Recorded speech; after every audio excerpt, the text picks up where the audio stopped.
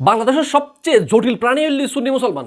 এইগুলোর বুঝন বোধ বড় মুশকিল। এই সুন্নি মুসলমান নবিল্লাই জান্নান ফিদা করি ফেলে তারিব, নবিল্লাই জান দি ফেলে তারিব, কিন্তু তারা ভোট দিত না সুন্নি হলরে। মানে খুব জটিলজ্ঞ প্রাণী এই সুন্নি মুসলমান হল। বিরিয়ানি হাতে হাতে হাতে আনার মানে আমরা আমাদের ব্রেনটাকে একেবারে গোবর করে ফেলছে। এটা কি আসলে বিরিয়ানির প্রভাব নাকি আমরা অধিক হারে জিলাপি খাই এটার প্রভাব বুঝতে পারি না। আপনি ভাই নবীর জন্য জান দিয়ে ফেলেন, তো নবীকে একটা সালাম দেওয়ার জন্য সংসদ ভবনে একজন প্রতিনিধি পাঠানোর জন্য আপনি একটা ভোট দিতে পারেন না? এমন অদ্ভুত একটা প্রাণী আমরা। যাই হোক, এই যে সুন্নিরা সুন্নিদের ভোট দেয় নাই, এর পেছনে সুন্নি জনতা দায়ী নয়। মূলত আমরা যাই বলি না কেন, এটা হচ্ছে আমাদের সাংগঠনিক ব্যর্থতা, আমাদের রাজনৈতিক দলগুলোর ব্যর্থতা। সেটা মানতে হবে। আমাদের মধ্যে সুন্নিদের মধ্যে একটা জাতীয় নেতা আছে কিনা বলেন তো, দেখান। থাকলে কমেন্ট বক্সে জানান যে যার আহ্বানে 1 লক্ষ মানুষ ভোট দিবে, 5 লক্ষ 10 লক্ষ মানুষ আপনাকে ভোট দিবে, এই ধরনের একটা জাতীয় পর্যায়ের নেতা আছে? নাই। আমরা এখনো পর্যন্ত এই যে সেই ছোটবেলা থেকে এই যে মহাসচিব, তিনিই কিন্তু চেয়ারম্যান। মোটামুটি ওই যে রাশিয়ার প্রেসিডেন্ট ভ্লাদিমির পুতিনের বন্ধু যখন প্রাইম মিনিস্টার হয়, পুতিন তখন প্রেসিডেন্ট, পুতিন যখন প্রাইম মিনিস্টার হয়, ওই বন্ধু তখন প্রেসিডেন্ট। বিষয়টা মানে ওইরকমই। পদটা শুধু চেয়ারটা অদল বদল করে, মানুষ কিন্তু ওই 2-3টার মধ্যে ক্ষমতা সাংগঠনিকভাবে সীমাবদ্ধ। এই মানুষগুলো কাছ থেকে আপনি যতদিন পর্যন্ত নেতৃত্ব তরুণদের হাতে যাবে না। আমার এখানে কিছু পরামর্শ আছে যে কীভাবে আগামী আমাদের এই ফিল্ডটাকে শক্ত করার জন্য, ডিফেন্সটাকে শক্ত করার জন্য কীভাবে এগিয়ে নিয়ে যেতে হবে, কিছু প্ল্যান আছে। আমি এখন সেগুলো তুলে ধরবো এক এক করে।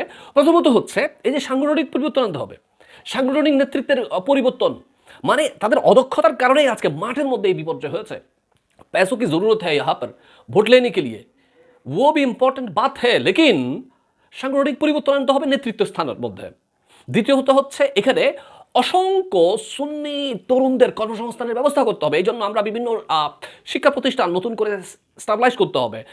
আপনার মাদ্রাসা পাশাপাশি ইংরেজি শিক্ষায় শিক্ষিত যারা হচ্ছে তাদের পেছনে অর্থায়ন করতে হবে। যেমন ডাক্তার তৈরি করতে হবে, ইঞ্জিনিয়ার তৈরি করার জন্য মেডিকেল কলেজ বা ইঞ্জিনিয়ারিং বিশ্ববিদ্যালয় তৈরি করতে হবে। অর্থনৈতিক প্রতিষ্ঠান যেমন ব্যাংক, বিমা ইত্যাদি অফিস এভাবে সৃষ্টি করতে হবে। বিভিন্ন জায়গায় সুন্নিদের কর্মসংস্থানের ব্যবস্থা করতে হবে। এবং তখন ওই কর্মী আপনার তার পরিবার সহ সে যদি ভোট দেয় বা তার মাঠে যদি দাঁড়ায়, একটা চিন্তা করে দেখেন, বিশাল একটা ভোট সুন্নির ব্যাংকের মতো জমা হবে।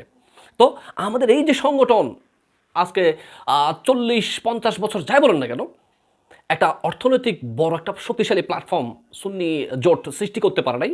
এটাও হচ্ছে সুন্নি জোটের একটা ব্যর্থতা।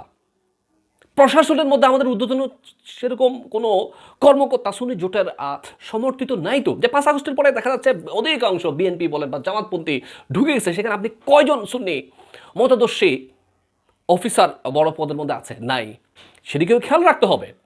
আবার এই যে ওরসের পেছনে, মিলাদ মাহফিলের পেছনে আমরা যে লক্ষ লক্ষ কোটি কোটি টাকা ব্যয় করছি, সেখান থেকেও ব্যয়টা কমিয়ে এনে সাংগঠনিক কীভাবে শক্তিশালী করা যায় সেভাবেও কিন্তু আমাদের চিন্তা করতে হবে। এরপর আমাদের উচিত হবে যে কর্মী সৃষ্টি করা। আমি এই বয়সে এখনো পর্যন্ত আমি আলহামদুলিল্লাহ, আপনারা দেখেন বা আমার যারা দর্শক আছেন জানেন, আমি আমার ছোট্ট এই পরিষদ থেকে সুন্নিয়তের পক্ষে যথেষ্ট কথা বলার জন্য যথেষ্টভাবে চেষ্টা করে যাচ্ছি। কিন্তু এই বয়সে এখনো পর্যন্ত কোনো সুন্নি রাজনৈতিক দলের কাছ থেকে আমার দলে আপনি আসেন বা আমাদের সাথে আপনি কাজ করবেন কিনা, একটা যে বিভিন্ন রাজনৈতিক দল বা জামাত ইসলাম, বিশেষ করে 5 আগস্টের পরে বা আগে, আমি অনেক বছর, প্রায় আজকে 15-17 বছর যাবত আমি জামাত ইসলাম বা ছাত্র শিবিরের রাজনীতি করার জন্য অনেকবার সুযোগ পেয়েছি, অনেক পদ পদবীর সুযোগ পেয়েছিলাম, অফার পেয়েছি। কিন্তু আমার সুন্নি রাজনৈতিক দলের ব্যর্থতা হচ্ছে আমাদের মতো যারা তরুণ আছে বা এরকম, আপনারা কয়জন কর্মী সৃষ্টি করতে পেরেছেন? কয়জন নেতা? এখানে সবাই কিন্তু নেতা, কিন্তু জাতীয় নেতৃত্ব সৃষ্টি করতে আমরা ব্যর্থ হয়েছি। তারপর এই যে চট্টগ্রামকে সুন্নিয়তের ক্যান্টনমেন্ট বলা হয়, এই চট্টগ্রামের মধ্যে একটা আসনও পেলেন না এই সুন্নি জোট। এই চিন্তা ভাবনা থেকে আমাদেরকে বেরিয়ে আসতে হবে। চট্টগ্রাম কেন্দ্রিক সুন্নিয়তকে সীমাবদ্ধ করা যাবে না। আমাদেরকে রাজধানী দখল করতে হবে। রাজধানী দখল বলতে আমাদের আওয়াজ সব সময়, আমাদের রাজনীতি সব সময় রাজধানী ভিত্তিক হতে হবে।